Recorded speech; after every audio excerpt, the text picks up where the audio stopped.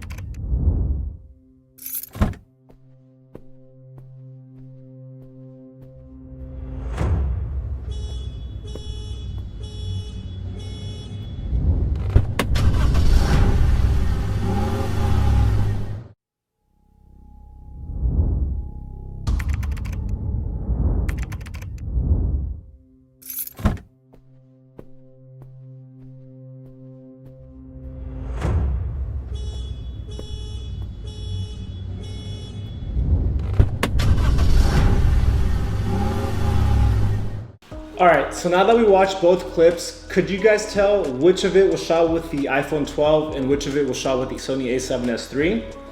If you guessed the first clip, you're right. The first one was shot with the iPhone 12, the second one was shot with the a7S III. Now, what do I think? Honestly, I had it for a few hours, and within those hours, I can say it's truly amazing. The footage looks great right out of the phone. Now, I'll go ahead and I'll talk about some pros and some cons, and ultimately I'll answer the question, would I use this out in the professional workforce and charge people for my work? Now, let's go ahead and talk about some pros. The IBIS on the phone, which is the in-body image stabilization. I think it's phenomenal. Honestly, on a lot of the shots where I was walking, it's so smooth, you can't even tell I was walking. It might even look like I was using a stabilizer, which I wasn't. So I think it was awesome. I think Apple killed it with that feature, and honestly, it's a big selling point for me. Second, I'm gonna go ahead and talk about how convenient it is. It literally does all the thinking for you. You don't have to change the shutter speed, the aperture, the ISO. The camera, literally, you just pick it up and you hit record, and it literally will expose the footage for you properly right out of the phone.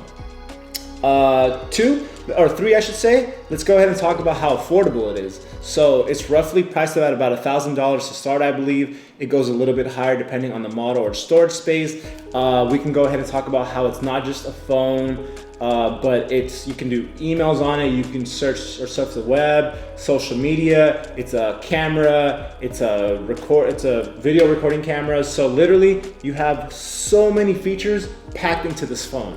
And I think that's a huge selling point for most of us. That's why we all pay for these phones. Then let's go ahead and talk about the codec. Apple put a 10-bit codec, which allows us to now color grade our footage. And although I do think it looks good, it's still not what I would, consider professional, I guess. But we'll talk a little bit more about that later. Let's go ahead and mention some of the cons.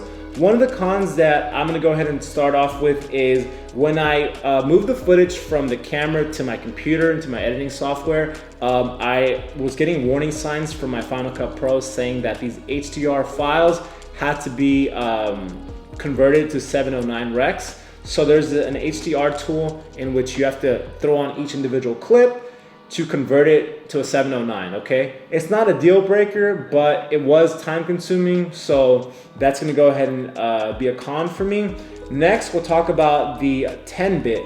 Although the 10-bit was great, there's still a lot of color correcting that you have to do. When you move the file from the phone to a computer, it just overexposes your whole shot. Everything looked extremely bright, extremely saturated. So that's definitely another con for me.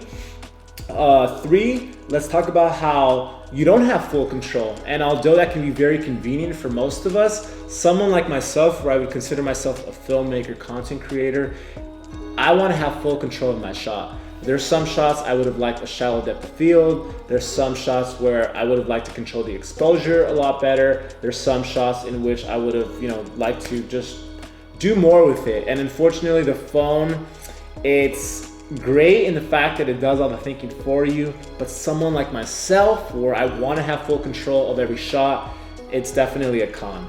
Lastly, the last final question is, can anyone use this phone out in the professional work field and charge people for your work? My answer is gonna have to be no. Unfortunately, I don't think that the iPhone 12 is at the level in which you can go and sell your services to someone.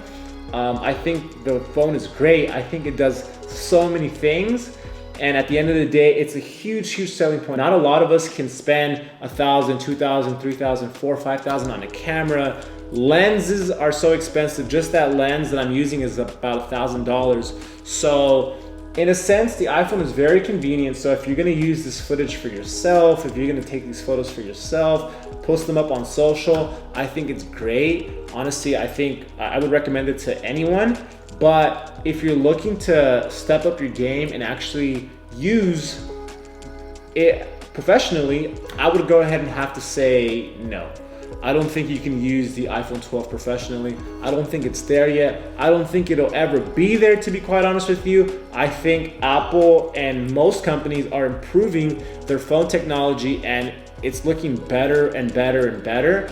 And on social media, it looks great, but on the back end, not quite there yet. So hopefully that helps you guys decide if you guys were looking to buy this phone and use it professionally. I wouldn't recommend it. Can you do it? Maybe. But if you're gonna use it for personal use and put it up on your social media, honestly, it's a no-brainer. I think it's a great phone, and it does so many cool things, and you can use it, like I said, for your business, for school, personal use, just so many different things. So if you guys enjoyed this video, I would appreciate it if you guys can like, subscribe, comment, blah, blah, blah.